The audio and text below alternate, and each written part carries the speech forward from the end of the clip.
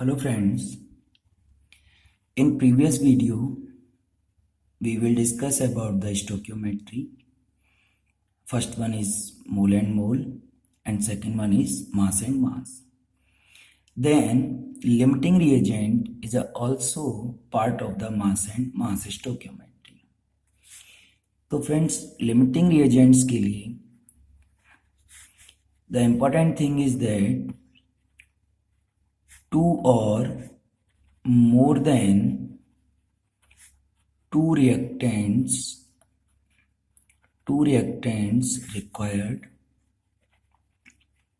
required. तो जैसे मेरे पास एक रिएक्शन है, suppose A plus B equal to C plus D.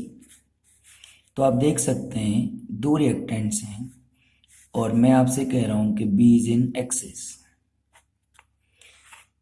जैसे मान लीजिए हमारे पास 10 स्टूडेंट्स हैं इन वन क्लासरूम एंड हमने 5 चॉकलेट्स यूज की उनको डिस्ट्रीब्यूट करने के लिए. तो आप दो रिएक्टेंट्स हुए, students and chocolates. Then how many students required chocolates? Only 5. Then your product is 5. तो एक्सेस में कौन हुआ? स्टूडेंट. लिमिट में कौन होगा? Chocolates. Then your product depend on limiting reagent, means limit में जो प्रेजेंट है उसी पे आपका प्रोडक्ट भी डिपेंड कर रहा है. तो जब भी दो रिएक्टेंट्स या ज़्यादा रिएक्टेंट्स होंगे तो जो भी रिएक्टेंट लिमिट में प्रेजेंट होगा then formation of product always उस पर डिपेंड करेगा. तो इसके लिए एक सिंपल मेथड है न्यूमेरिकल सॉल्व करने के लिए, जो आप देखेंगे बहुत इजी वे में आपको समझ में आ जाएगा. एक सिंपल सा एग्जांपल मैं यहाँ यूज कर रहा हूँ जो कि आपको इजीली समझ में आएगा. Suppose nitrogen and hydrogen to give ammonia. तो देखिए ये एक एग्जाम्पल के अकॉर्डिंग हम यूज कर रहे हैं. तो इसमें नाइट्रोजन का मास आपको गिवन है 28 ग्राम एंड हाइड्रोजन का मास आपको गिवन है, सपोज हाइड्रोजन का मास गिवन है 2 ग्राम. अब आपसे पूछा जाएगा कि which one is the limiting reagent या formation of product, the mass of product, mole of product, anything.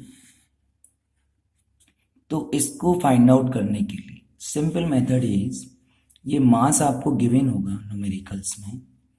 सबसे पहले स्टेप में आप मास को मोल में चेंज करेंगे, जिसका फॉर्मूला है मास अपॉन मोलर मास.